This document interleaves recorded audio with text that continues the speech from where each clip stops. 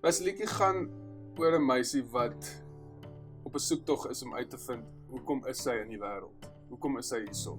Wat is die rede met haar? 'n Ou oom by die Namakoland, kleerlingoom wat 'n babatjie optel op 'n ashoop. En dan die babatjie is nog nie 'n dag oud nie en dan besluit hy en sy vrou om die kindjie self groot te maak. En hoe ouer sy raak, hoe witter begin sy raak, want die son het haar gebrand toe hulle haar gevind het. En dan begin sy probleme by die kleerling skooltjie kry, want sy lyk anders. En sy glo sy kleerling, maar sy begin witter raak. Dat die welsyn dan kom en haar wegvat Johannesburg toe. En daar is sy weer te kleerling, want sy praat soos 'n kleerling, meisie van die Namakoland, maar sy is wit. En dis vir my wat my die eerste connected aan Basilietjie aan die storie. So en ek het besluit met die film gaan ek net fokus op een karakter en dis Basilietjie. En natuurlik die ander karakters wat bydra tot haar storie. Ek is Anushka van Myk en ek is die skrywer van Basilietjie wat nou in 'n rolprent ingemaak word. Ek het in die einde van aan die laat 90's het ek in 'n kinderhuis gewerk sonder om enigstens te besef wat 'n kinderhuis is.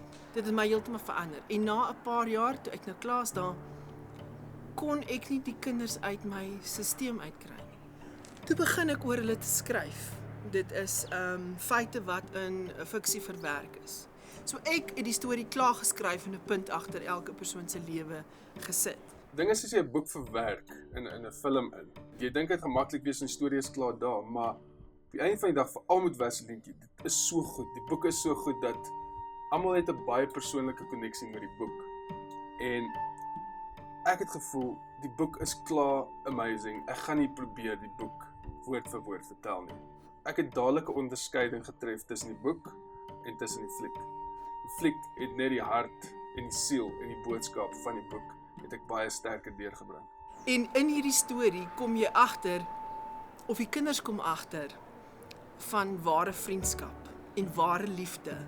En is hierdie storie op die einde van 'n Afrikaanse kinders, Suid-Afrikaanse kinders wat heling vind in mekaar. Ja, ek dink dis net 'n storie wat met my aanklank gevind het van die eerste oomblik wat ek die boek gelees het. Daar's soveel dinge in die tema van wie is ek en wat is my doel op aarde. En ek dink die fliek gaan vir my oor daai soektog.